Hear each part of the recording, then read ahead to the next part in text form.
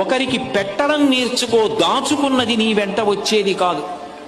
నరసింహశతక కర్తే ఒక మాట అంటాడు, తల్లి గర్భము నుండి ధనము తేడెవ్వడు, వెళ్ళిపోయేడినాడు వెంటరాదు, లక్షాధికారైన లవణమన్నమే కాని మెరుగు బంగారంబు మింగబోడు, విత్తమార్జన చేసి విర్రవీగుట గాని కూడబెట్టిన సొమ్ము కుడువలీడు, పుందుగా మరుగైన భూమి లోపల పెట్టి దాన ధర్మము లేక దాచి దాచి తుదకు దొంగలకిత్తురో దొరలకవునో, తేనెజుంటీ గలీయవా తెరువరులకు, భూషణ వికాస శ్రీధర్మపుర నివాస దుష్ట సంహార నరసింహ దురిత దూరా.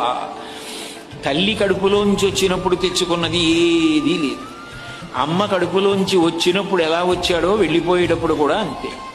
ఒంటి మీద ఆఖరణ కప్పినటువంటి నూలు బట్ట కూడా లాగేస్తారు. లాగేసి తీసుకెళ్లి కట్టెల మీద పడుకోబెట్టి వెలిగించేస్తారు. ఒంట్లో ఉన్న నెత్తురంతా ముద్దలు ముద్దలుగా కట్టెల మధ్యలోంచి పడిపోతుంది. ఒంట్లో ఉన్నటువంటి మాంసం అంతా కాలిపోతుంది. తల వెంట్రుకలు మొదలైనవన్నీ ఊడిపోయి గాలికి ఎగిరిపోయి చెట్ల మొదట్లలోకి వెళ్ళిపోతాయి.